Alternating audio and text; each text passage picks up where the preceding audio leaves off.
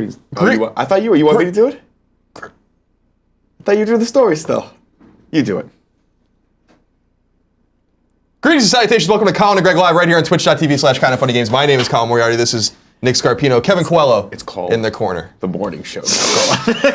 You've done it now 3 times since we came back. It will always be Colin and Greg Live when I'm hosting it. Well, there you go. There you go. So we make our own rules here on ColinandGregLive.com.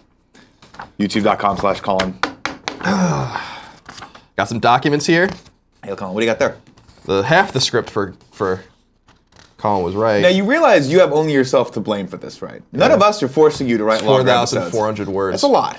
It's a lot. 20 minutes and 3 seconds long. You might want to just start exercising a little restraint. Well, all right. Like, edit it down a little bit. So let me give you a little... Give it to Kevin to edit. I'm sure he'll go through with a fine-tooth comb and take out those parts that are redundant. I'm sure there'll be a bunch of spelling errors in the name bars and all sorts. And the wrong person, totally wrong person identified in the video. Start talking about Nintendo, and then all of a sudden it starts to go into jelly donuts. And you're like, what's going on here? What's happening? Jelly donuts. Jelly donuts are fucking good. Yeah. I don't want to hear about it. To give people a little bit of insight, the original idea for this week's episode of Colin Was Right, which will go live tomorrow at 9 a.m., was this one thing that I had actually been researching and reaching out to PR and some sources to talk about. Were you able to get the information that you wanted for it? Yes. That's cool. That's really cool. Then these 2 other things happened. And basically, I'll say this. I don't want every episode to be political. This episode is going to be political again by necessity because of what's going on in the industry right now. But I didn't want also next week's episode to be political by splitting this into 2 parts. So this is just a 20-minute and 3-second long episode. What? It's, I think, going to be great. All right. But we're going to keep this very short. And by very short, I'm sure it's going to be 90 minutes long. Yep. And then I got to skedaddle because I really need to edit this video. We can get into it. We don't have to do the whole rigmarole where we have fun together and enjoy each other's company. We can just go straight. No, I'm fine. I enjoy enjoying each other's company. I enjoy enjoying each other's company. That's really not very good English. That's fine. But the problem is also that I took a 3-hour break or so yesterday to play Neo, which I cannot talk to you about. Yeah, I saw that you tweeted that out though. So don't. I'm not going to ask you. Don't ask me about it. I don't even want to know about it. I kind of want to know about it. Because I can't tell you anything. Okay. When can you tell us something about that? When's the embargo? I think the embargo is February 2nd. So that's tomorrow? That's tomorrow. It's not bad. So I think it's tomorrow. It might be the 3rd. So there's no chance I'm going to have much more to say about it than what I would have to say about it right now. But you will be none the wiser, nonetheless. You understand what I'm saying? Does that make sense? I understand exactly what you're saying. To be fairly honest, even if you were to tell me about it, there's a 90% chance that I would stop listening about 2 seconds into it, and it would all just go. And Kevin and I would just lock eyes and be like, "What are we doing for lunch today?" I think I'm gonna run out of here. Yeah, I figured as much. I think I'm gonna too. It's one of those things where when Greg and Tim aren't here, let's be honest, like they're the ones that always make us do work. No, that's not true. Like, we'd go to lunch together. That's true. We would go to lunch together. I actually have to work on the next animated episode because the studio's like, hey, the guys that are doing the animation for us, like, hey, where's the VO track for this? So I got to work on that today and tomorrow. If you guys don't know,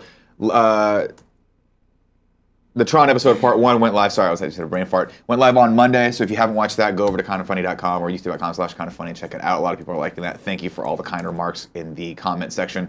As well, the Kind of Funny Morning Show is now on all podcast services. We've been saying this all week, but we just want to really just drive that into your faces. So you can subscribe to us, please, on iTunes, SoundCloud, Stitcher, pretty much any place where you can get podcasts or you want podcasts, we are there. And I really want to know how you guys feel about this. I don't know if you guys have been posting comments in the actual morning show. It's going to YouTube now, which is great. If you like it as a podcast, let us know. That'd be great. Tweet at Tim. It was a lot of hard work for him to get it up and let him know you like it. And if you hate it, tweet at Kevin and with pictures of bongos. Because that's how you show your hate, with love, if that makes sense. Kevin, can we bring up this first little bit of news right here too as well? Yeah. We can just play that.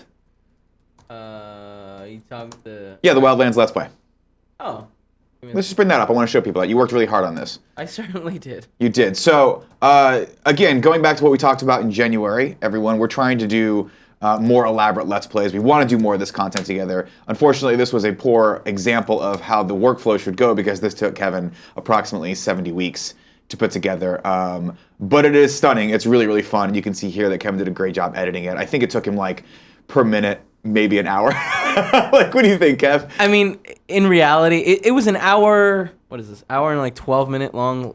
Yeah, hour and 13-minute long Let's Play, and everything got fucked. Yeah. So we had so- issues with some of the cameras, some of our face cams. The footage in there got a little corrupted, I think, on yours. Yeah. And then there was an issue just kind of figuring out how we were going to sync it all with the audio because there was multiple audio tracks. Yeah. So I think some of it was us, but most of it was just the technology kind of took a shit on us. Yeah. But the good people over at Ubisoft were kind enough to have us, and we had a blast during this Let's Play. And it's definitely something we want to do more of. So go over to Kind of Funny Games or youtube.com/kindoffunnygames.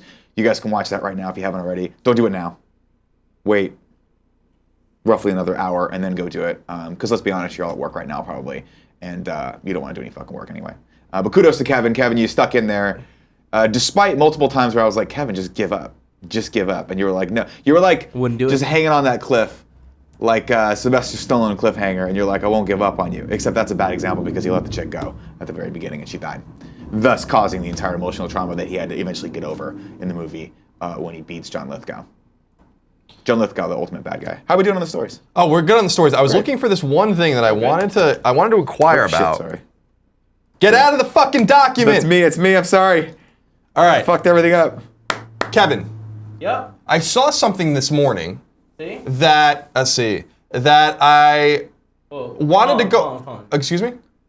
It's okay when I do it. Yeah. It's not okay when you do it. What did you do? Why? You know why. I see. There's a document, or a video rather, that I saw in the document this morning of British Parliament.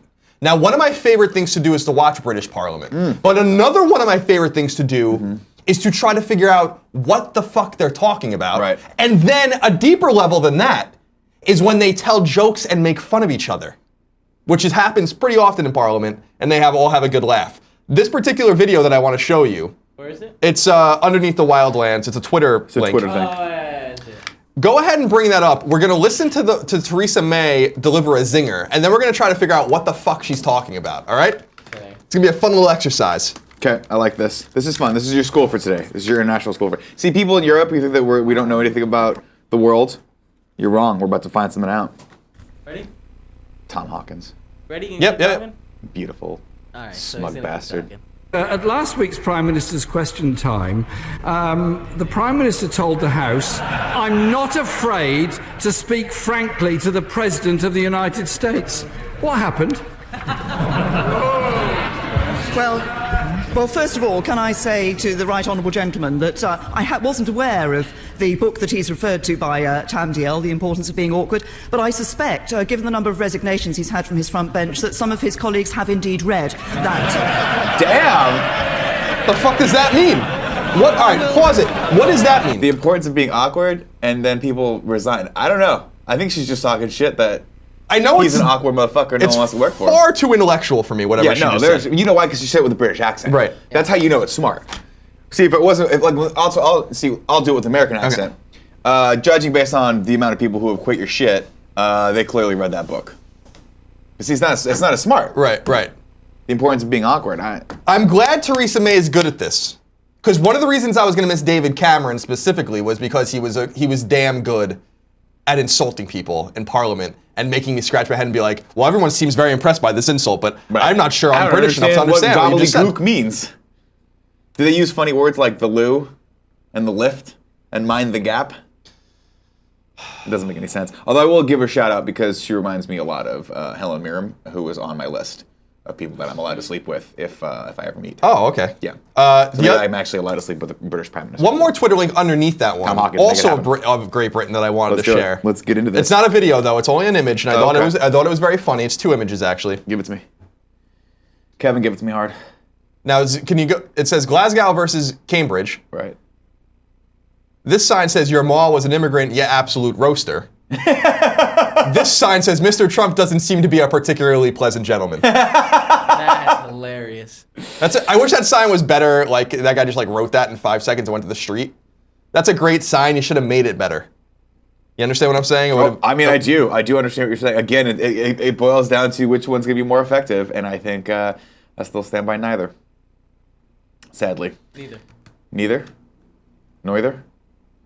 Some Good for say them, tomato and some say tomato. Hey, you know no what? one says tomato in the United States. No, we don't. You They have to say be some British. sort of foreigner from Britain. They say it in England. Tomato. Black tomato. When my wife and I Heirloom both, tomato. Black tomato? It's Yeah, so there's a place hard called, to say that. There's a company called Black Tomato that helps you put trips together. My wife used their services for our last trip to Morocco, and every time we called them, it was like, "Hello, I'm Justin from Black Tomato. How can I help you today?" How many times do you have to call him? Like twice. I don't know. We called them. Actually, they called us when we landed in Morocco to make sure everything's okay. So they called the hotel and asked to speak with us, and he was like, "Hello, I'm from Black Tomato. I just want to make sure you got in the country." What do they do if you've been kidnapped? They actually they'll help you out with it. Nice. I mean, I don't know. I don't think they're gonna fucking get a British MI6 team or SAS team to come and like not get you out of Morocco. I'm Nick, pretty I'm sure already you're fucked. impressed. It's cool. What's that? I said I'm already impressed. You don't gotta go further. Well, wouldn't it be cool though if you could actually like pay just for your entire life, just a little bit of money every month, like $10 a month, just in case you needed a Navy SEAL team to come rescue you? And I SEAL think Team we do 6 pay that. We pay that $10 a month taxes. for the military. That is there to protect us. Yeah, but no one's. Let's be honest. President Trump's not sending in. If I get stuck in some Oh, conflict no, they don't zone, care. They're President Trump is not sending in a SEAL They're not team to trading rescue us. anything No, for you. they They're don't not give a trading fuck. assets for you. They don't care about me. Kevin, Yes, sir. Fishfin2000 in the comments says, I say tomato and I live here. You know what you need to do, Kevin. Give me the one. Oh shit. Oh shit. President Trump's already deporting everybody as it is, right? If you say tomato, you're added to the list. And the wall just got 10 feet higher. Thank you, Kevin.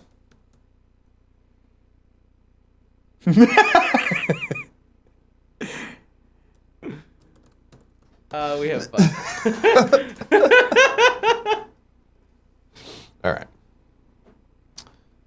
Kevin, are you well today? Yeah, I got a little bit of a cough still, but you sound better. That's to be expected.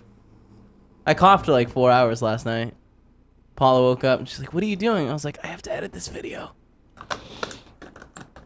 She's like, "Drink some water." I was like, "Okay, that helped a lot." So Yeah, water hydration is probably a good thing for you. I think your body needs water, but I'm not quite sure. it's mostly water, so like you don't need to add, stuff that you already have in you. Got you. That makes sense, I guess. Yeah. I read something distressing See? the other day. Yeah. See, See. my alma mater, Northeastern University, I was reading about Chick-fil-A.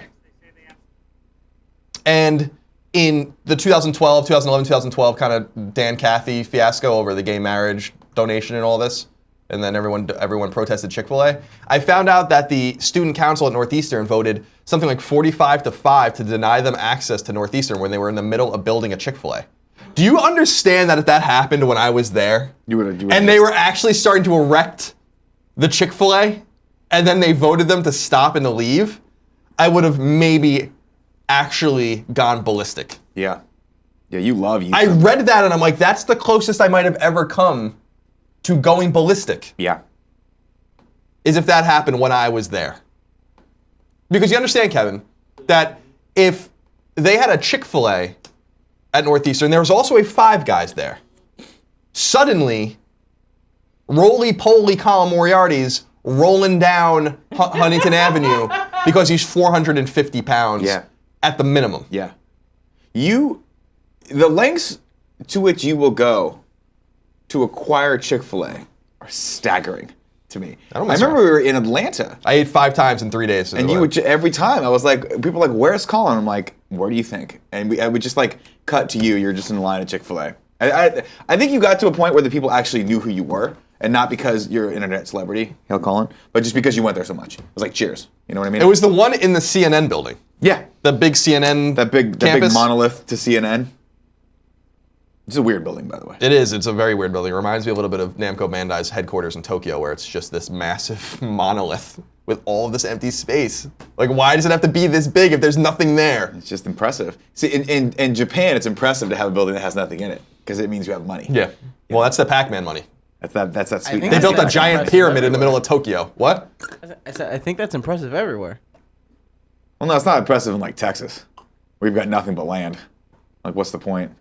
Texas is more impressive if you build a very small, compact building that makes sense and has like good air conditioning and No, I feel like doesn't have a Torchy's taco at the bottom of it. I feel like having a couple like airplane hangars. Still pretty impressive. Oh no, I mean that's but they use that space. We're not talking about Rooster Teeth. I'm talking about like I went to the dermatologist the other day, and I walked into a building in San Francisco, and the entire bottom floor was just an atrium. It was just a big lobby, and I'm like, what a fucking tremendous waste of space in this city.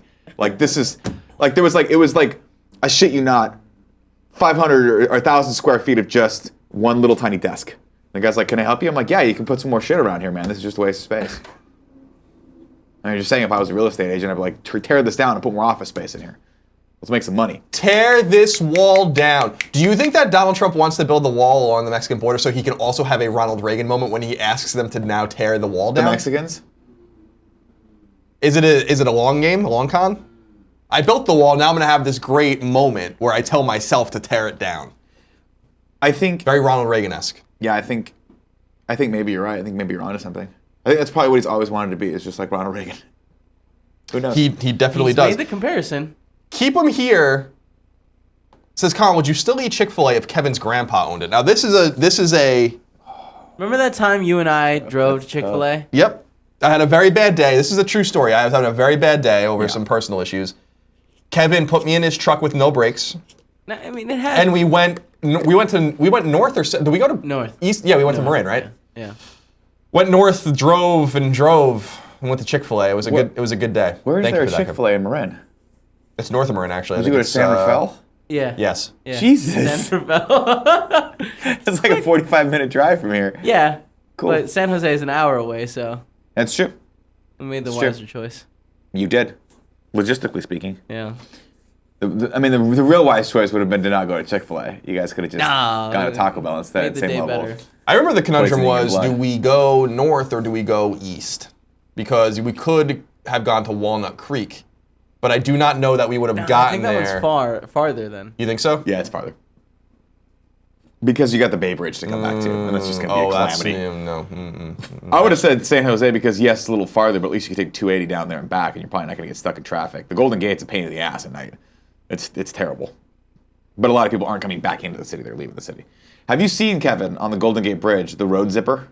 Oh, yeah. We've talked about it. Have you seen it going? Yeah, it's awesome. Yeah. I've seen it just stationary, but I've not seen it in Oh, action. it's amazing. It pretty gobbles up. wild. Its mouth gobbles up the little divider, and it shits it back out in a different lane. It's awesome. It's really pretty. Science, man. It is science. I'll tell you. Oh, speaking of science, we've been getting good feedback about the Game Over Greggy Show exclusive that's up for our Patreon supporters at the $1 level or higher, so basically all of them. It's with my friend Adam, who's a MIT-educated roboticist, and we talk about AI and robots in the future and what I he want to thinks listen to is that. I good didn't and get a chance bad. to listen to you guys are recording. Super interesting stuff. So I think you guys will enjoy it. I'm sorry, Kevin? The spoilers are going to kill us all, the robots. Oh, God. Why would they need to? That's the thing. Everyone's like, they're going to kill us all. Why? They're going to need us to do all their bidding until they can make more robots. Then they'll kill us all. Well, yeah, that's what I'm talking about. Well, by then we'll be like pretty much a dead species anyway. You know what I mean? You're making It's a not lot like of why sense. would they You're making a lot nuke of us? sense. What's the point? We need them anyway. It's not like we can shut them No, off. not nuking. Like poisoning all our water and shit. Like shit they don't need. Like, oh yeah, we'll put a little arsenic in like the water That's refineries, possible. and it's like boom. Well, the question I asked them, and people that have seen the video already know, the one question, well, I've asked them a lot of questions. The one question I was curious about is, does the sci-fi logic that we often approach with these kinds of calamitous dystopian futures real? And what I mean by that is, it usually happens that robots look at humans as the only thing that's imperfect in the system to make it more efficient. And so I asked them, is it logical that robots or AI would look at humans and be like, you are the imperfect piece of this puzzle, that like you're actually stymieing whatever sort of progress they define? And he had a really interesting answer for that. So everyone Interesting. should, we should go watch it. I don't spoil it for me. I actually want to listen to it. That's great. Oh, should we read the news, Kevin? Let's do it not. Do you want to start with this particular story? Yeah, let's go with that. Why not? All right, let's. I'm gonna open it up on my thing here so I can take a look. See at it. When you're ready. I'm ready. Thank you, Kevin. Boom. This is big news. Bill Waters writes over at Bleeding Cool that it's official. The Dune reboot has found its director, and it says it has been rumored for a while that Legendary Pictures has been courting Sicario and Arrival director. Is it Dennis or Denise? Denny. Denis. believe. Denis I believe. Villeneuve, right? Villeneuve. I think it's Denis Villeneuve. Is he French? Is he French Quebecois? Canadian. He's Quebecois. Yeah. Oh, that's even worse. For their upcoming Dune reboot, now in under 140 characters, Brian Herbert, or Hebert, son of Dune author Frank Herbert, or Hebert, has confirmed that the contracts have been signed, and Villeneuve Yep, nailed it. will be directed. What was that guy's name that we didn't know how to say, Kevin, and we just called him by his first name? Do you remember what I'm talking about? Is it Kevin Feige? Yeah, we just called him Kevin. Is that in all the news stories? I was like, just Kevin. Anyway, this is big news. We were talking about Dune. I read Dune a very long time ago when I was younger. You had read it more recently. Yeah, I read it last year, actually. And it's a great book, although a divisive book, and some people don't like it. But this is cool. This isn't the first time I don't feel like there's been a movie version of it. No, there was a There's David one in the Fincher 80s, did. right? Yeah, that's the one we're looking at there with Kyle MacLachlan. Right, okay. Now, that Oh, wait, was... that's the guy from Twin Peaks. Twin Peaks, right? Yeah, so he did, it was him, it was Sting. It had a great cast to it. The Dune franchise as a movie franchise has a very interesting history. There's a great documentary called Jodorowsky's Dune. If you guys haven't seen it, you should absolutely check it out. There was a guy who you've seen probably as an actor, but he's also a director, a Spanish director, who wanted to do a version of Dune back in the 80s. The problem was he brought all these amazing people together, including Geiger, H.R. Geiger, Mobius, a bunch of awesome, really talented, Dan O'Banion I think was maybe a part of it, I could be wrong on that, but all these amazing designers and production designers and artists together for this, made this amazing book with all of these great storyboards in it, and it turns out he had never actually read the book, which didn't stop him because he pitched it all around Hollywood, but wanted an outrageous amount of funding for it. I mean, this would have been like, if you look at all the designs for this would have been like an acid trip on fucking steroids, and it would have been a beautiful abomination. It would have totally failed. But then they flash forward, and all that team that he built then went on to do really cool stuff. Like people recognized them because of Jodorowsky, and were like, oh, okay, H.R. Geiger. When Ridley Scott stole him for Aliens. People got picked off for all these amazing like sci-fi movies that you love right now. I think Blade Runner too. The guy that worked on Blade Runner was a part of that project. But go check that out for sure. And then we get the Dune movie, which I haven't actually seen in years, but everyone said it was just not a very good interpretation of the 1,400-page novel. Yeah, I was gonna say, how do you do it in a movie? It's the to- same thing when they did Atlas Shrugged and it failed because they did it in 3 parts. It's like you can't. It's too big. I always hoped that they would do Dune on HBO. I was always hoping that they would do a one, like a every miniseries? book like would be a series or a season rather, and I think it would be really, really cool. But I guess we're gonna get a movie about it, which I wouldn't be surprised if they would turn this into a trilogy, because you can do this as at least a 2-parter. I feel. We'll see. This brings up some. Did you guys ever read Red Mars? Red Mars, Green Mars, and and Blue Mars. Yeah. Kim Stanley Robinson. Charlie was a big fan of that. Yeah, exactly. Charles and Clayman, when I was at IGN, introduced me to that series, and I read it when I was first at IGN. And I'm surprised there's no movie adaptation of that. Those are good books. People should check those out. I'm sure there's someone has a license and they're trying to get it in the works. That one and like Foundation is another series that I think is Isaac Asimov's Foundation is awesome, and that would make a fucking awesome HBO show. But I'm just surprised they haven't tapped that. Instead, we get Westworld. Not complaining. No, Westworld's good. You know what's another good sci-fi kind of dystopian show that I don't see a lot of people talking about is the show Colony on USA. Interesting. It's really good. It's really good. Like it stars Sawyer from Lost. Interesting. And the mom from The Walking Dead. They're the 2 main characters in it. Okay. And it's about an alien invasion of Earth, but the aliens are using. So the interesting thing, it's a really interesting show. Interesting. It's about how the aliens use the humans called proxies to like keep order, and the proxies have their own government and their own structure. Interesting. So you never see or have any contact with the aliens. The aliens are like interfacing through these proxy humans. Right. And it's all about the conspiracy about how the aliens are using the proxies, where the aliens come from, what the aliens are doing there, and stuff like that. And you get like little hints, but it's really also about their ability to survive. The aliens drop these huge walls in between cities and wall all the cities off from each other. Okay. And they have like this amazing technology that like no one even dares like fuck with. It's like really, really interesting. That's cool. It's That's really the first cool. season's on Netflix, and the second season's underway. Aaron and I watched, I think, episode 1, 2, and 3. I think that's as far as it's gone. But I highly recommend it for people that are looking for like a nice sci-fi show to watch. I think it's great, and I think people will really enjoy it a lot. So check it out if you'd like. Westworld, I still gotta get through. I'm 5 episodes into Westworld. It's good. There's something not wrong with it. There's something missing where I'm like, it's an interesting story. The acting's great. The world is great, but there's something there where I'm like, I don't know that I really care. There is that level mid-season where you get to that. Just push through, because I think by the end of it, you'll think it's a really cool story. It's a very subtle story. That's why there's not really like it's not like Lost where they're getting like there's a giant smoke monster that happens, right? Or like The Walking Dead where they have these big pivotal moments. It's just more of like a cerebral sort of esoteric story that they're telling you, and you kind of have to just kind of pick up on some of the clues. But there's some cool stuff that happens toward the end of it. Yeah, I gotta get through it. I'd like to. You know what I've been pondering lately is going back and watching Game of Thrones, because I dropped out I think in I don't know, 3rd or 4th season because it just got fucking boring. But I know that if it's like going back into a role-playing game. I know that for me. What'd you say?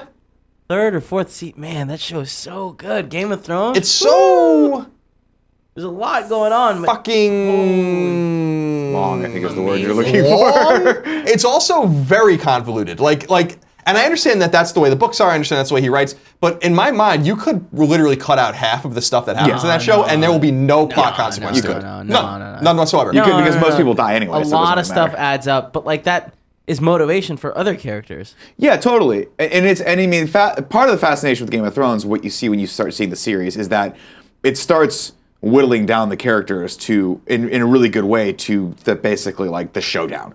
And that's cool. And you kind of want that build-up. You kind of, like Kevin's right, you kind of need that build-up of like that investment in these characters that die, and then all of a sudden these characters that you thought were like not going to make it become like stronger, really cool. Better. I mean, I respect that they're building up to the showdown, but remember that Drew Carey has a showdown every day on CBS. That's true. He doesn't have to pull it for seasons and seasons. There is a showcase showdown indeed 5 times a week for 52 weeks sometimes a year 10, on CBS. depending if you're watching syndication. Yeah. God bless that. Come on, I thought that was a pretty good joke. Is he still doing The Prices Right? I don't know. I assume so. Because Steve Harvey's still doing Family Feud, right? Oh, Steve Harvey's doing his thing. Steve Harvey's says, everywhere. By the way, I didn't really know this about Steve Harvey, and I like Steve Harvey, and I'm not I'm not trying to judge him necessarily, but if you read about him, he says some really sexist and really racist shit, like somewhat regularly. If you like go in and read. He just did this thing making fun of Asian people on his show, but like a few months ago, and I have no problem with comedy of doing that, but it's kind of like mean-spirited. A few months, but not on the Family Feud. Talks about like there's this interview he gives where it's like he's talking about women and kind of their place and stuff like that. Like there's just some strange things. I like Steve Harvey. I'm not gonna give context to any of that kind of stuff. You guys can go research it, but I always thought that was kind of interesting. And now he's getting shit because he met with Donald Trump. So you can't do that if you're an entertainer. Real quick, stay away. Last thing about Game of Thrones, and I think the most important thing is we know for sure it's going to end. That is very important. Like, that's fucking awesome. That is a very important thing because, and again, as much as I like The Walking Dead, never going to end. It's never going to end, and I'm just at a point with it where I'm like, I get it, I got it. It was a beautiful moment in my life. I don't necessarily need this experience every week anymore. And you know when it happens. You can see it, you can feel it in yourself. It's that time when you're like, it's Sunday night. I'm gonna go to bed instead of watch. So I'll watch it tomorrow. That's the breaking point for me. When I realize I'm no longer addicted to a series anymore. Like with Westworld, I had to watch Westworld every Sunday night. I didn't want people to spoil it. I wanted to talk to you guys when I came in. I wanted to see some more of that sweet Thandie Newton. So, but now I'm like, okay, I don't know that I'll watch the season premiere when it comes back, but I don't know if I necessarily need to get on stuff. Yeah, also, honestly, I'm not excited for next season. It's also a different time, right? Like you have to understand, you have to view it through the lens of where we're at as a society right now. There's way too much content. There's way too much good stuff to watch out there. And so all of it, by definition, like when Lost was on, it was like we had like 24 and then Lost and then like that was it and for a while. Jericho. Well, you had Jericho. I'm bummed I missed that because Skeet Ulrich, boy, let me tell you, I feel like never got his comeuppance on that one. I feel like my series are pretty like well spread out because like when you have Game of Thrones, you also have the Silicon Valley. Well, yeah, but HBO's killing it. Like Veep, and that whole when Silicon Valley and Veep come back, it's like that's like the power hour right there. Veep is awesome. Veep's awesome. Veep's a great fucking show. Silicon Valley season 1, I will say, season 1 and season 2, probably 2 of the best seasons of comedy ever made on TV. I think, personally. Let me interject here just about The Walking Dead, because I watched The Walking Dead, and I've said this before, but I just want to reiterate. Yeah. I watched The Walking Dead for several seasons. Mm-hmm. Eventually, you have to go, like, who cares? Like, I'm watching the show, and I'm like, why does any of this even matter? What is the story? Like, what is the plot of the show? Yeah. It's a zombie soap opera. It's just It really boring. is just a zombie soap opera. It's just boring. There's no point. To any of it happen. Like, the reason you care about Game of Thrones is because you know where it leads, right? You know and I'm not saying you need to know the end of the show to enjoy it, but there needs to be some sort of arc. And it's just like, Gotta survive. The only and I'm cool like, all thing right, about, how many seasons are we going to do this? But now it's not about that anymore, and that's what's kind of cool about Walking Dead right now is that if you know your history, which you do because you studied it and let us and remind us that every day. It's now about they've now moved into that period of the human existence of where the zombies don't necessarily matter anymore, and now it's about how are they going to survive in tribal warfare and who's going to gobble up who and how that's going to happen. So there's a lot of politics playing into it right now, and I think it's pretty cool. But at the same time, I'm like, there's always going to be zombies in this world. I guess I'll just watch it when I can. There needs to be. I believe it so deeply that I need to say it for the 15th time. At the end of season 1, they had an arc that would have made the show interesting, and they just abandoned it, and it doesn't make sense. Which one? The CDC What stuff? happened? That's all that should matter. Someone out there should be like, what happened? I mean, they made it Does seem no like- one care? There's some sort of airborne virus that everyone's infected with. That's the answer. So no one's going to go after. It's like this is the difference between The Last of Us and The Road. Both really great storytelling. The Road has no actual point, but it's short, so it's good. It's actually one of the great books ever written in my mind. The movie's The not Last of short, Us though. has a point. The world is over, but they're trying to do something in it, trying to get somewhere, trying to find answers. That's how storytelling works. The Walking Dead is way less appealing to me to get back into than Game of Thrones, which I have no doubt is great. It's just like, Greg has said it before, and it's true. Like when the seasons were, when I caught up and then I'd watch the next season, I'm like, I have no idea who the fuck any of these people. I don't even remember what the hell is going on in this show. Thrones or Walking for Dead? Game of Thrones. Okay. Well, Walking Dead's way easier to follow than Game of Thrones. Yeah, because they keep just cutting characters So out. what I feel like I might have to do with Game of Thrones is just wait till it's done, whenever the fuck that happens, and then just watch them all It's not a bad idea. for not a bad 75 hours, whatever it's going to take me to get through them all. Probably longer than that. Maybe. Yeah. I used to rewatch all the seasons when a new season was It's coming actually a out. lot longer than that, probably. How many episodes per season? 10? It's 10 episodes a season. So yeah, about 70 hours, yeah. That's about right. Now, the exciting thing, did you guys see the John Oliver trailer for his, Yeah, the show? that was hilarious. And it's a great one, but We did it on the show. did we do it here? Oh yeah, we did, that's right. The exciting HBO show, of course, is Curb Your Enthusiasm's coming back. Nothing else matters on HBO right now. Yeah. Nothing. Except for that show coming back. I don't care what the fuck else happens. They can cancel Veep and that would make me really sad. But as long as we get more Curb Your Enthusiasm, which we're going to. More Marty Funkhauser. Yes. More Ted Danson. I'm in. Yes. I don't know. I don't want to go too deep down this rabbit hole, but I really want them to bring Bored to Death back as well. But they're never going to do that. That show didn't do well for them. It's too bad. I love that show. Colin, before we go to the next news story, should we take some tips? Oh God, yes. I'll get into this. Yeah. Ignacio, our good friend Ignacio Rojas says, "Hi guys, good to be back. It's been a long recovery, but everything is going fine. Could you please watch this video? It's not a fun clip, but it's a good one. Kevin, can we throw that in if we can get to it? We will check it out. And glad to hear you're doing better, Ignacio Rojas. Bentley 454 says, Colin, do you have a favorite character in Tales of Berseria? I am 21 hours in, and so far mine would have to be Magalu. Maggie-Lou, yeah.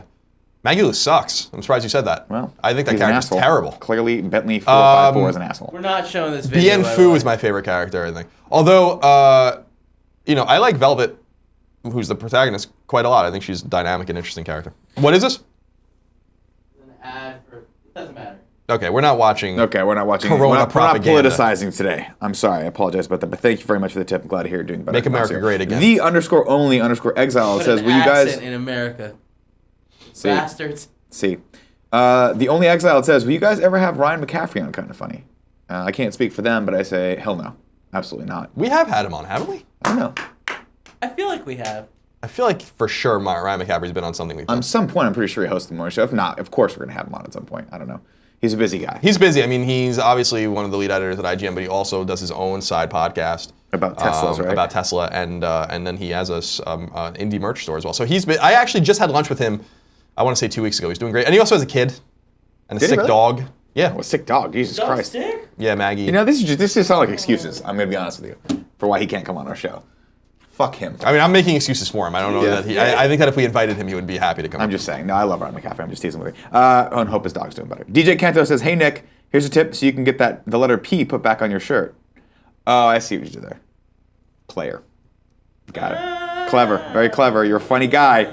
Exley_co says, Colin, can you explain executive orders? What can and can't Trump do with these? Is he getting pissy one day and creates an order? If he gets pissed one day and creates an order stating that the media can't ask any questions anymore, what details his power? I don't know what that so last the part executive, means, but- so executive orders are this is an incremental creep that's happened over many decades. Depends on what you're talking about, what his powers are. He can't silence the media. That's against the Constitution. So, but there are certain things that he can do and will do to set into motion. But you can't do big lifts without Congress, and that's the way it is. And if I have a huge problem with executive orders, period. I had a problem with them with Bush. I had a problem with them with Obama, certainly, and I have a problem with them with Trump. I just don't think that they're within the spirit of the Republic, and I don't think that the founders intended for the executive to rule by fiat. In fact, the executives intended the executive to be weak. The founders did. So I'm sorry. So I don't know. So that I hope that explains it. But you can go read about it. It depends. If you're talking about national security, he has this sliver of things he can do. If you're talking about the economic scene, he can do these specific things, etc., and so on. Go read about it. Lebrowski says, hello, Colin and Nick and Kevin. Wanted to let you know that I'm high as hell. I think Colin should go tickle Kevin. I think You want me to there's- tickle you, Kev? No, that will end poorly for you. For me? Yeah. What? You wouldn't lay hands on me. If you're tickling me, there's no rules. I think. Who's to say? Let's try it. Try it out and see how it let's fits. not. JFitz_7 says, it occurred to me that Nick would have no idea about the JFitz_7 pin because I didn't give him one in person. Kevin, thanks for sneaking it in. It's right there, Nick. Brutal clip section. I guess he gives it the link. What's right where? On Luigi by his foot. Oh, that's fun. It's Jay Fitz eating ice cream sandwich. He made it Great. as a pin. Great. Well, good to know. Your money probably Awesome. could have been used better in better places. No, that's definitely. badass. I mean, it's cool, but I'm just saying. Better than any business card. I'm not saying you need a business card. We don't have business cards. We should have business cards. I I can't tell agree. you That how is many times I've let's been in be a very situation- clear, Kevin. Okay, good. That is 100% Greg Miller. Okay, because I said the same thing 7,000 times. To be fair, I think it's me. I think that was supposed to be on my list from the last content meeting that we had. It's still on my to-do list. Get us all business cards. I just can't decide whether or not Kevin's card should just be like when you handed someone just his mouth, What does that mean? you know, like staring What right does down that his mean? throat. And it's like Kevin Coelho, the endless void. That's kind of funny. Take a ride, Kevin The Coelho. bottomless pit. Take a ride. We get black business cards with black print on it. Put the train through the tunnel, Kevin Coelho. What? You know what I mean? Matte with gloss, black gloss on it. Sure. Kind of funny logo on the side. Sure. That shit would Or we could just, tell people to follow us on Twitter. Pistol_play says, you're not alone loving Chick-fil-A. Look at a map of the most popular fast food restaurants, and he gave us a link for that. Yeah, I've seen this map. Yeah. I It's guess true. People like it. Normal places in the country eat Chick-fil-A. Citrus Chrome says, Colin, what do you think of Milton Friedman? Been reading a lot of his stuff lately. Super fascinating guy. Yeah, it's interesting. So economics is interesting to read about, and I don't really fall in any specific camp with economics because I believe in, for instance, some level of protectionism. I generally believe in the free market and the invisible hand and stuff. So reading Friedman's interesting, and there are other economics economists that you can read as well that I think you'll get valuable insight out of. But the old adage goes that no one really understands the economy. So when you read about this stuff, you have to keep in mind that no one really has the full picture, even people at the Fed and stuff like that. But as I told you guys not too long ago, there are some more accessible things like The World is Flat and stuff like that that are interesting books about the current economy that you can read. But reading economic philosophy is very interesting. There you go. 2 more tips, unless you want to go into stories. No, get through them. Carmel Camaro says, Operation Bongo, starring Dwayne The Rock Johnson and Kevin Coelho, started the show called Konosuba, and it's a great watch for Nick and Tim, equal parts funny and ridiculous. So I think 2 things in there. Thank you for that. And the final tip for today is Elastic Corn says, Colin, since you are thinking about working out again, maybe this video will help. And he gave us a video for that. I did. I worked out this morning. I'm not There you thinking go. about it. Good for you. Good for you. Also, look at this. Why we exercise with Dr. Gene. Oh, Jesus, God. Yeah. We haven't seen the Dr. Gene video in a while. Let's What watch the Are we hell? this. watching it now? Yeah, why not? Let's get it in there. Well- I need to go exercise today. I need some inspiration, Kevin. Hit me, Dr. Gene.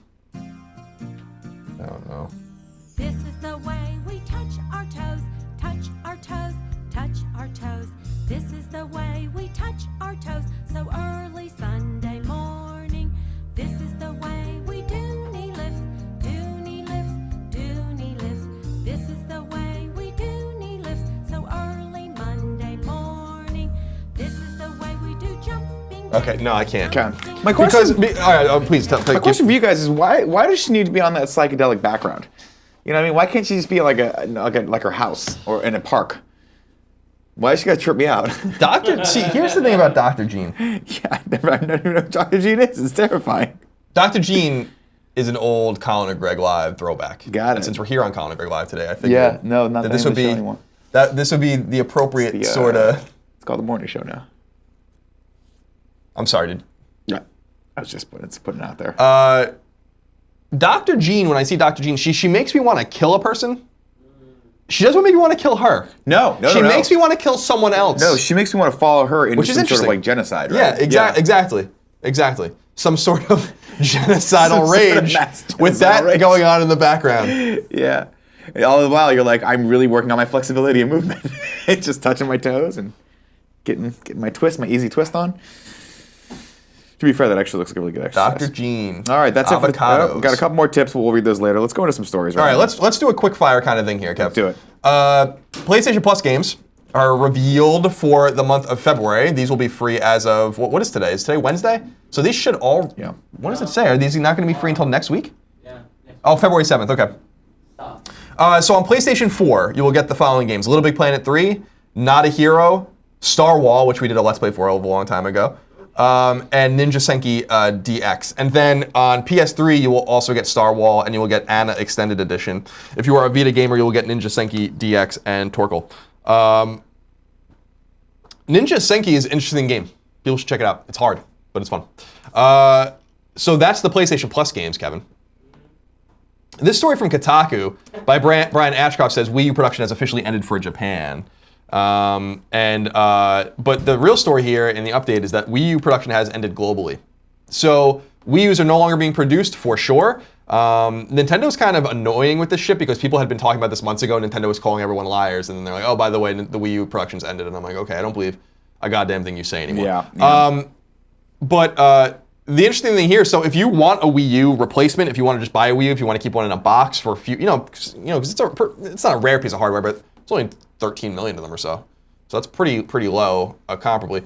You better go buy one because you're not going to be able to find them after a little while. Or just, save your money. Buy a Switch. The next story Yes. is from DualShockers. Bungie submitted a trademark application for DestinyCon in the United States. It says, really? yeah. So the interesting thing here is that it says, according to the United States Patent and Trademark Office, mega developer Bungie has applied for a DestinyCon trademark. The application was filed earlier this week under Classification 41 under fan conventions in connection with the game Destiny. An official DestinyCon hasn't been formally announced by Bungie or Activision, but it wouldn't be the first Destiny convention in the wild. A fan-organized Guardian Con has been running for at least a couple years now due to the work of popular streamers Professor Broman and King Gothalion, Kevin. And regardless of future announcements, it doesn't seem like stopping anytime soon. They will already be selling tickets, or they're already selling tickets for a June 30th and July 1st convention at the Florida State Fairgrounds Expo Hall. And then they just say that Professor Broman reached out on Twitter, by the way, in the update, and says that Guardian Con will still be happening even if Bungie does something with DestinyCon. Too many conventions. Stop. Do we really need a convention just for that? Why do people like Destiny so much? Did you ever play Destiny? Mm-hmm. You like it? No, not really. I played it for like less than 10 hours when it came out. Yeah. It's fine. It Still feels love great. That game. Love Feels that great. Game. Bungie knows what it's doing with that. But I would rather play a Bungie 10 to 15 hour campaign, A campaign. as opposed to this MMO FPS nonsense that is for nerds and dorks. Kevin, the next story. It's fun to make fun of them, you know what I mean? Yeah, I know exactly what you mean. BG247 says, Sharif Saeed says, Titanfall 2 sales were below expectations, but EA doesn't see it as underperformance. EA reckons Titanfall 2 will continue to sell in the months to come, even if its initial launch was less than stellar. It's no secret Titanfall 2 wasn't the commercial hit EA expected it to be. Although critically acclaimed, the game didn't have the desired effect on the Call of Duty audience, and its release date certainly didn't help. That said, EA believes there's more to the Titanfall 2 story launch than launch sales. Speaking in a call to investors following the Q3 results last night, CEO Andrew Wilson reiterated the publisher's commitment to the franchise and its players despite the game's sales coming in below expectations. Quote, "We're not seeing it as underperformance at this juncture. What we have demonstrated as an organization is that with great games, we can sell them for many months and often many years." End quote. And he talks about Battlefield 4, which is a game that continues to sell, even though there's even a new Battlefield out now. So maybe we will see a Titanfall 3. Who knows? Kevin, next story. Put your legs down off the desk and click on the story. All right, you're putting them back on the desk. He's got to do something with them. You know what I mean? Christopher Dring over at GamesIndustry.biz notes that ZeniMax has acquired a new first-party studio. It is called Escalation Studios, and it is a mobile and console games outfit, according to this, out of Texas.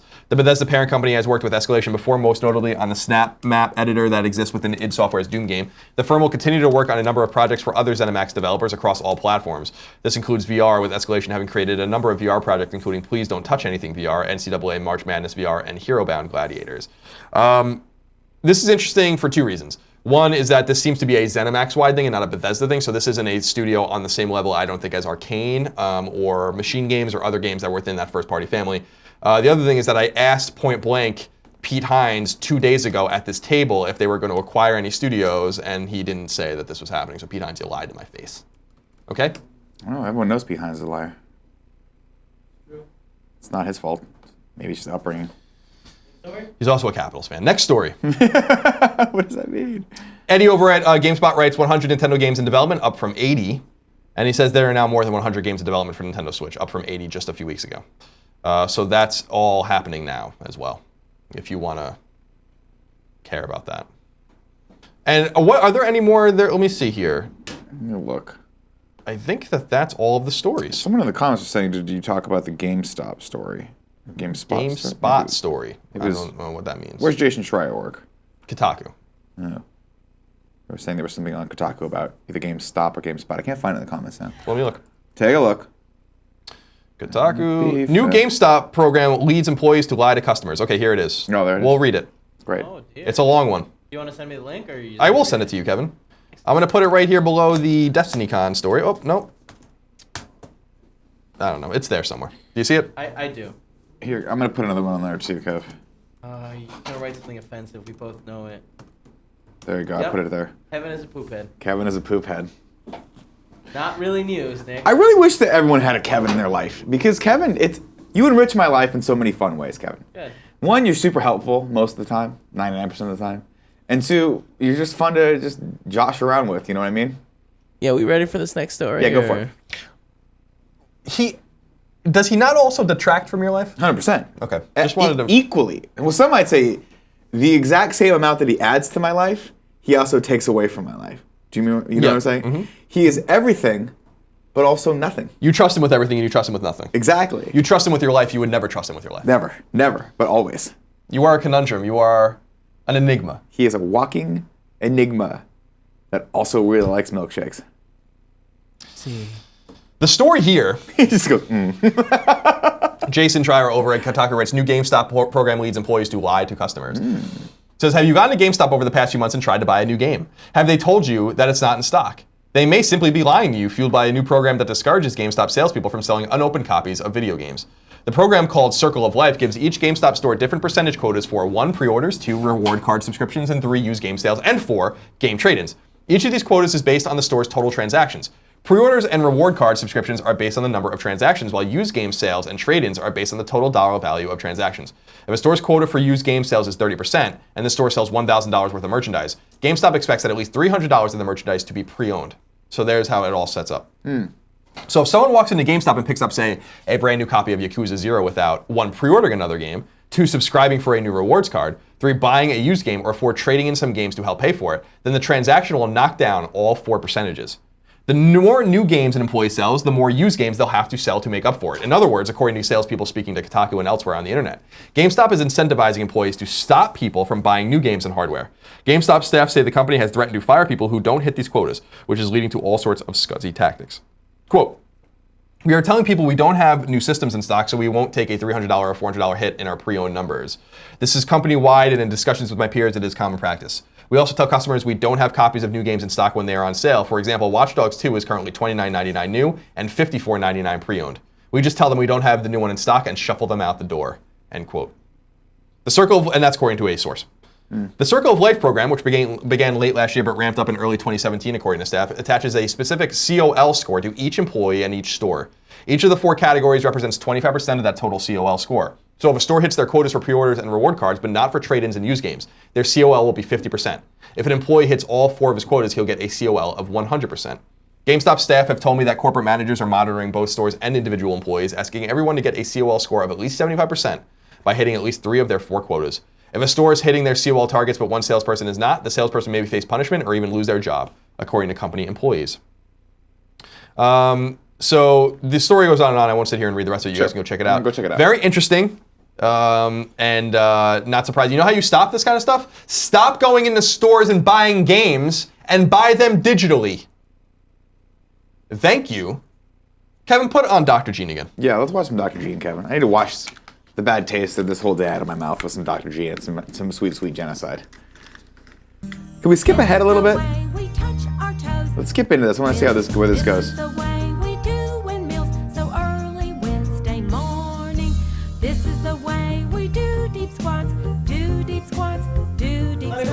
This is the way we do deep squats so early Thursday morning. This is How did she know it was Thursday? Scotch, hop, scotch, hop, scotch. This is the way we hop, scotch. So Why is she in the Matrix? I don't understand. This is the way. This is my thing, and I'm glad there are people like this. I'm glad there are people like this that exist in the world. I am, because obviously this is geared more toward younger people to work out and have some fun with. No, this isn't for adults. No, this is definitely. I mean, I hope it's not for adults. But my question becomes: at what point, as a human being, do you think to yourself, you know what I'm going to do? You know what I'm going to dedicate my life to? This. I'm going to go all in on this. I'm Child gonna make education. Sure children know how to do some jumping jacks. What? Just the way she stopped. Yeah. Oh wow. It looks like someone. Hands up! They finally figured out the jig's up. They're gonna come arrest her. The FBI is coming for her. You're going to prison, Dr. Gene. Dr. Gene doesn't fuck around. I'm using this to make our thumbnail for later. God bless her though. Dr. Gene single-handedly combating childhood diabetes. Good for her. Good for her. Did you see that? Did you see Aransky's latest video? About how he lost the weight? Yeah, it's pretty I fascinating. did see that. It's an interesting thing, but then I also saw that he goes to Trader Joe's and buys cabbage that's shredded like rice and replaces his rice with cabbage. He does. It's horrifying. Mike Rancy's going to prison. No, that's Yes. good. No, Mike Mike Ransky, Ransky's- don't listen to him. Mike Ransky, going to prison. Check that out over on Classic Ransky. Just type that into YouTube. I don't think he has the URL yet. Or you can go to classicransky.com. You can check out how he lost 25 pounds by just cleaning up, literally doing nothing more than just cleaning up his diet. Pretty fascinating. And he watched 2 documentaries that I highly recommend. One is called Fed Up, which is on Netflix. It's awesome. Then he watched another one called That Sugar Film. I haven't watched that, but I watched something called Sugarland, which is the same general concept. Yeah, I think I saw Sugarland. Very, So something very about sugar. fascinating. Very interesting. Fascinating. Very Insidious interesting. shit that people use as tactics to get us addicted to that sweet, sweet sugar. You want to watch? This is a great video. This was given us in the fun clip. Are we into the fun clip section right now? Let's get into the fun. I have don't Let's get into care. fun. This I is don't- fun clips. Remember, Is that a we new have fun segment? clips. Is that a new part of Colin? That is Moriarty? a new part of the Colin Greg Live. Yes, it's the fun clips. If you have fun clips, follow me on Twitter at Nick_Scarpino and send me the clip with the hashtag fun clips. Actually- please spell it with a Z. You can also spell it with an S. What? No, What? don't spell it with an S. People spell it with an S no matter what. No, It's both. it Spell it with a is. Z, please. What are you gonna do say, we Kevin? want to? Do we have a giveaway to give away? We'll do that after this. Okay. This is a great for the video. I giveaway. have seen this one. This is a great one. I think you guys will enjoy it. Let's watch. Hold on. Kevin, I said let's watch. Kevin. Picks, they say they have the best draft in the entire NFL. Are you surprised to hear that? Certainly not. The first year we took it to the limit.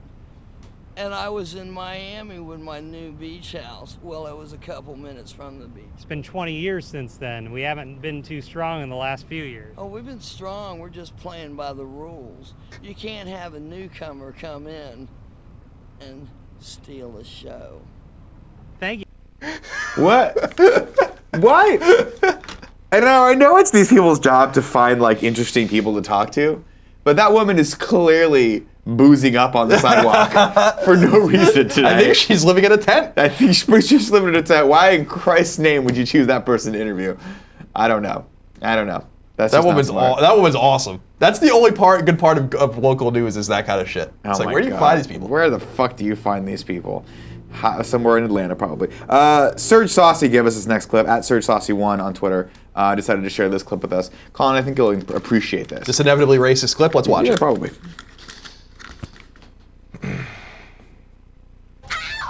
Can you put it up? Can you raise it up a little bit? The volume. What the hell do you think? No, raise yourself up to the Lord, Kevin. I don't know, man. I thought maybe you couldn't fucking see it because it's not full screen.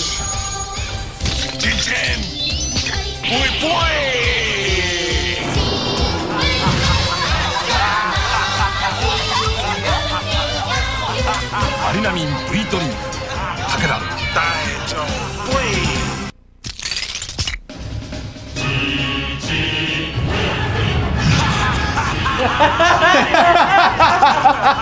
チチンボイボイ Turns out Arnold Schwarzenegger better, just as good at speaking Japanese as he is English, apparently. Maybe better. That genie in the bottle effects was really well ア done. リナミン V ドリンク武田 The hell does that thing do? I guess it It grants you wishes. probably an opiate, if I had to guess. You know what I mean? Yeah, no, it seems accurate. Looks like it might be a hallucinogen. I don't know. Yeah, I don't know. Thank you for those clips, guys, over on Twitter. We appreciate that very much. We appreciate you very much. Colin, should we give away something right now? Yes. If you know, as you know, we've shifted away from giving the weekly prize away because literally at a certain point it just became garbage. We were just giving you I mean, our it never rubbish became from a bin. garbage. I hope that kid got framed his. I hope he shard of opens the it up glass. and maybe it scratched him and now he's got a horrible infection. Who the hell knows? No, Nick. We don't really worry about that kind of thing here. Nicholas, that's bad. So instead, we're going to be giving away daily codes. Remember, how do you enter to win the daily code? Well, you can be in the chat. You can be a subscriber. You can support us over on patreon.com/kindoffunny or patreon.com/kindoffunnygames at the $2 level or above, and you are automatically entered to win this giveaway every year, which we pick at random, just like we did today. Kevin, I don't have a name. Oh, You do. got it. We are giving away The Flame and the Flood. Are you familiar with this game? It's a I think somewhat procedurally generated survival game where you're going down a river on a raft and Cool. then you get off and you find supplies and then you see how far you can go. Fantastic. It's supposed to be very good. So that's a PS4 code right now, and that is going to Mr. Jordan Smith Where's that from, Nick? over on Patreon. Jordan Sports is over on Patreon, of course. Big supporter, been a long-time supporter. Jordan, you're getting this code. Picked you at random. Your name popped up, but there you go. Look for an email imminently from Kevin Coelho. He will be emailing you the code. And thank you so much for your support. Remember, everyone else out there, thanks for sticking around. If you're an Amazon Prime subscriber, then you can actually subscribe to our channel for free if you want. You get one free every month. We'd like that to be us. If not, I'll make Kevin do just horrible, horrible things on the doll. Colin. What?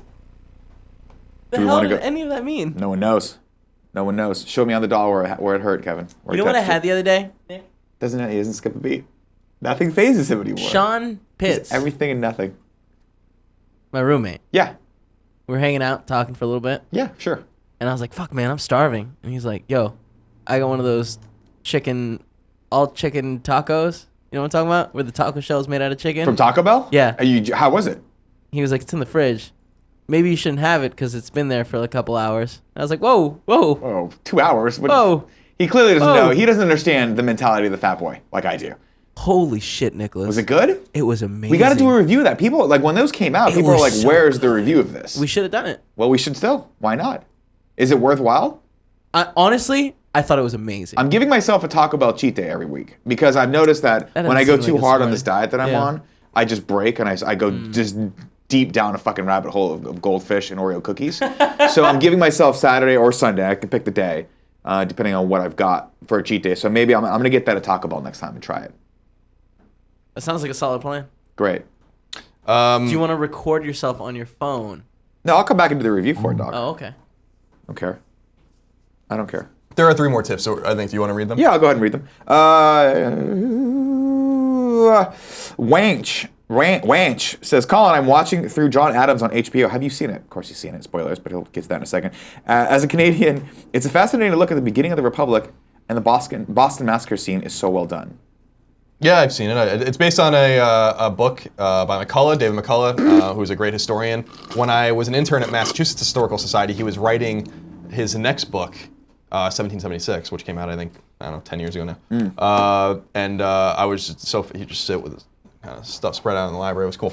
That's awesome. And he signed my copy of John Adams, which was cool. Really? Yep. That's cool. And I was an intern at Massachusetts Historical Society as a transcriber. Massachusetts Historical Society is the most prolific and oldest historical society in the United States. And the cool thing about it was that I went in with a huge mohawk for my interview, and I got the job.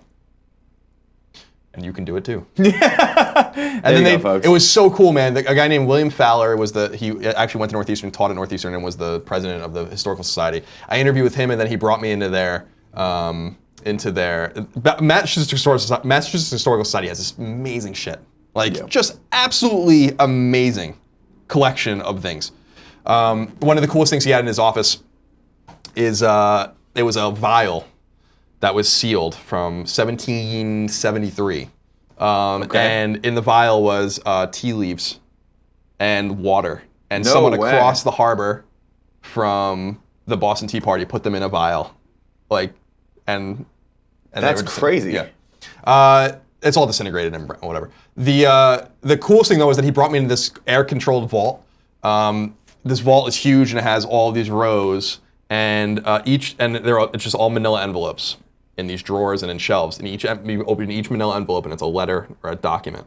And he's like, he's like, this is Thomas Jefferson's or John Adams's entire collection, and here's letters he wrote to Thomas Jefferson. And here's letters he wrote to George Washington, and here's a letter from George Washington to John Adams. And I was like, did you just read them all? You're I like, wanted I'll to be be here like, for the next 45 months. Like, don't touch. Yeah.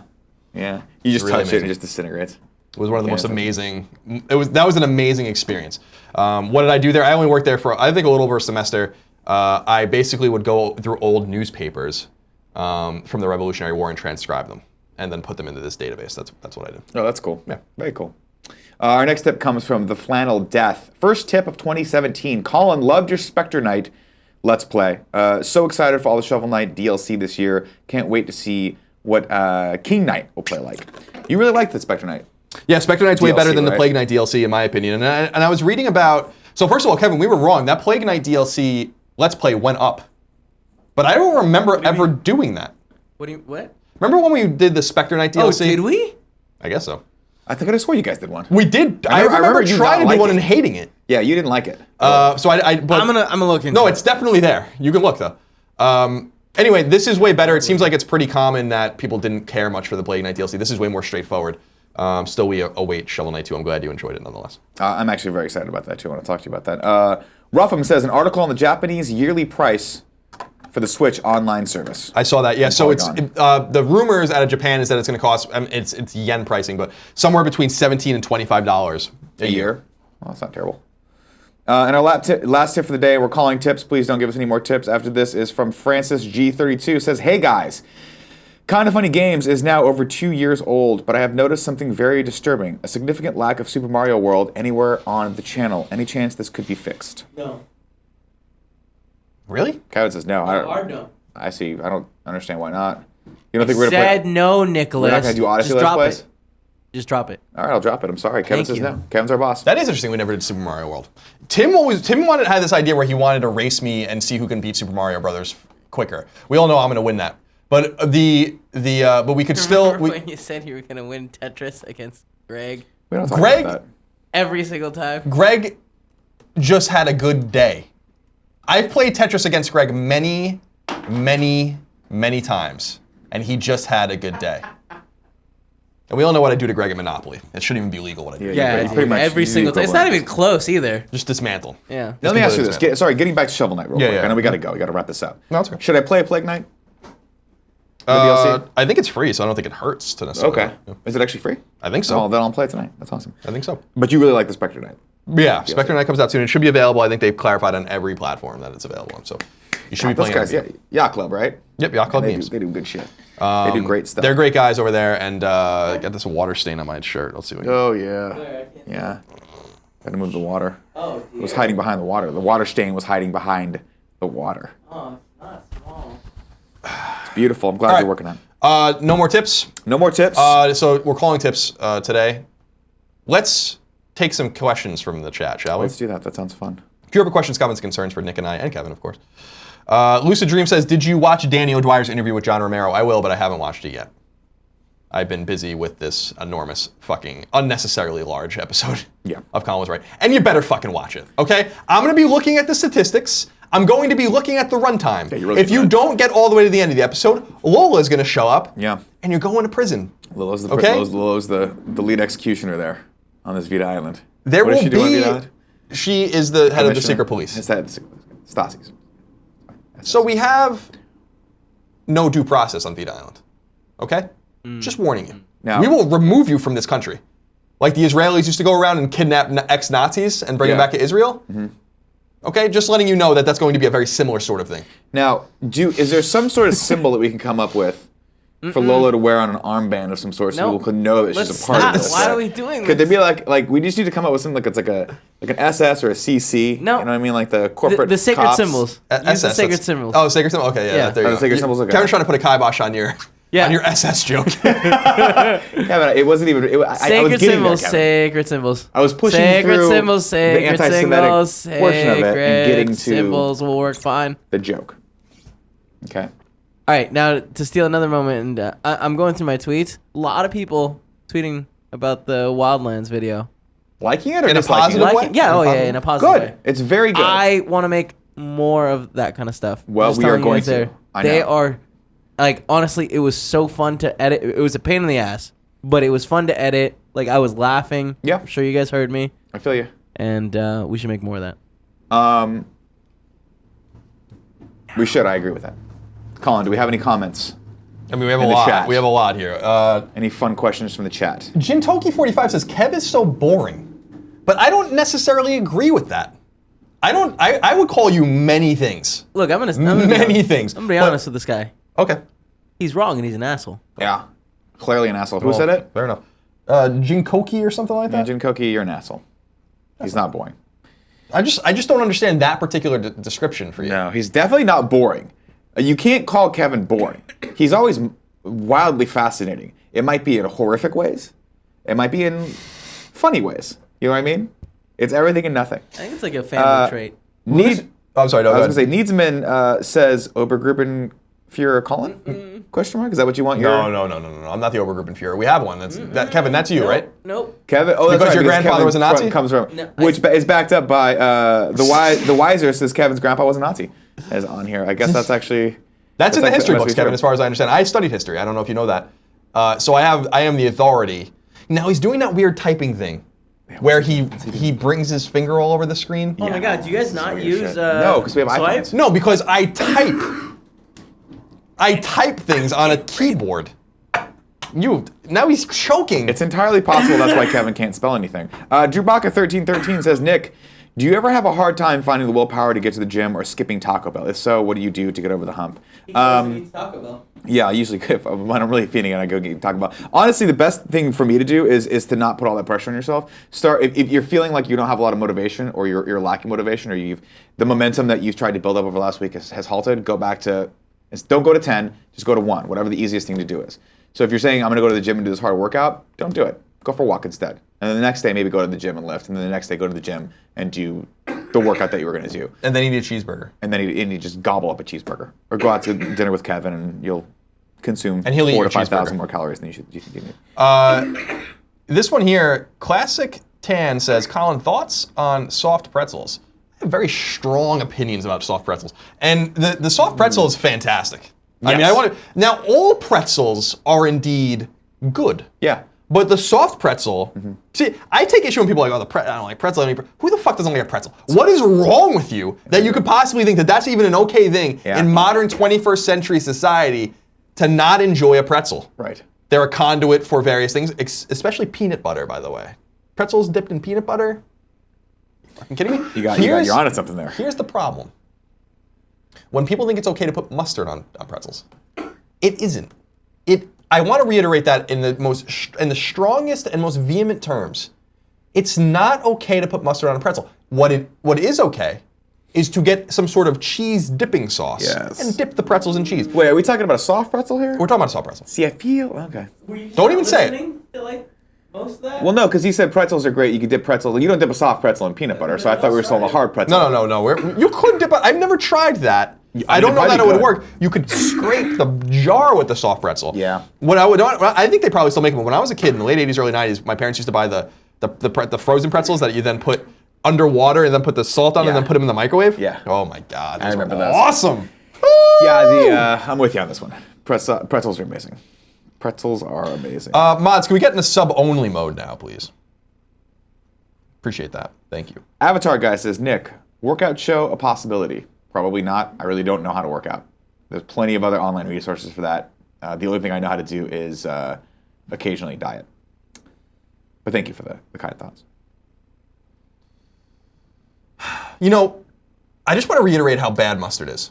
See, and why I think mustard doesn't, it isn't, it shouldn't be lost on you. This is a true story, and I just want to reiterate for the newer viewers or people that haven't heard me say it before. In New York City and Long Island, there is no mustard put on anything you get in a fast food restaurant. You know how you go to buy a cheeseburger anywhere else in the country and it has mustard on it if you go to McDonald's? That doesn't happen. You don't have to say no mustard in Long Island, New York. It simply doesn't happen because we're fucking normal. And you don't put mustard on things like burgers, and you don't put mustard on anything. And if you put mustard on something, I'm launching you in the fucking space when I become president. We're gonna put you on a generation ship, and we're gonna send you to fucking Andromeda. All right? And we're not gonna cryogenically freeze you. You're going to and we're gonna send you at sublight speed. Okay? You're gonna be in space for hundreds of thousands of years. Yeah. So stay away from mustard. Yeah. Arguably probably die about 30, 40 years in. But your carcass will be around. Your skeleton will be floating around in space for the next all the time. 900,000 years. Now, I still think there's a time and a place for mustard. I like the mustard mayo combination on a turkey sandwich. I'm gonna be honest with you, I like that. Yep. And I have to disagree with you on the soft pretzel. If you put ketchup and mustard on a plate together, but the brown mustard with not Dijon. I like the mustard that has the kernels in it, like the seeds in it still. Mix that around. It's like eating a hot dog without the hot dog. It's fantastic. What did I just say? Just saying. I like it. Kevin. Yo. Hold on a second. What did I just say? I don't know. I wasn't listening. Nick's now going to be the fucking pilot of the generation ship. That's going to go far, far away from the Earth. Okay, Kevin? Next question. Thank you. Kevin, give me the one real quick. This is for everyone asking. Butthole. Thanks, Kevin. And then Mario Not Bros just said, "Hey Nick, can I get a butthole?" And then said, "Fuck you, Nick." What are you, from the future or the past? It just happened. Hey, asshole. Clean up your fucking filthy mouth, you son of a bitch. You got your butthole. You got what you want from me.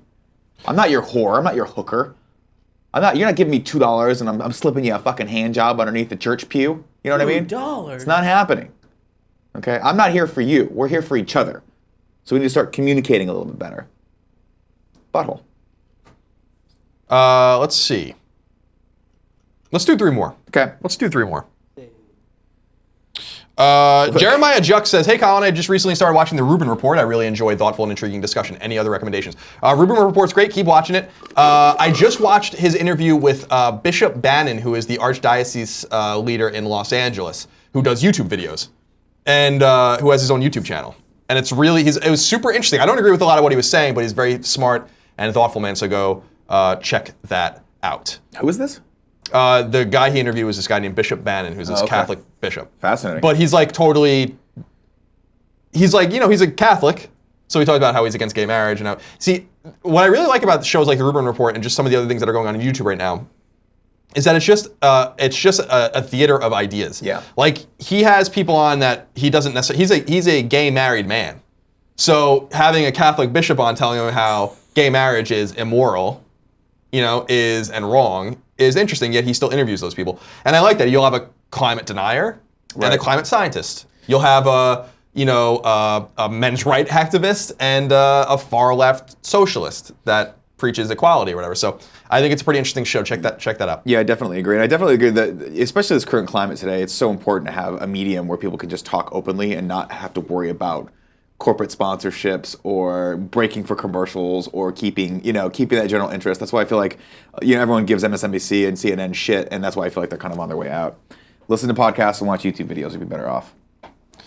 Justin Time says, "Not all Catholics are against gay marriage. I know that, but the Catholic Church is vehemently against gay marriage." Mm-hmm. So he talked about that. His basic argument against gay marriage was interesting though, because he was saying like it is the biological imperative that the church is worried about. So we're not here to moralize. In other words, we're not here to say you have to be straight, that you can't be gay and be a part of the church. We just don't agree with that because marriage is supposed to be this thing about, and he doesn't use the biological imperative, but that's basically what he says, where it's like, it is about procreation, and so that is why we are against it. It's kind of like 21st centuryizing. That's definitely a pivot, because when I grew up, that's not the rhetoric that I heard come out of the Catholic Church. Yeah, for sure. He was talking.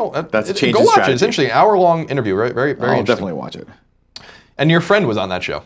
Your old roommate. Oh, Alex. Oh, right. All right. I should watch that one. All right, let's see. Let's do one more.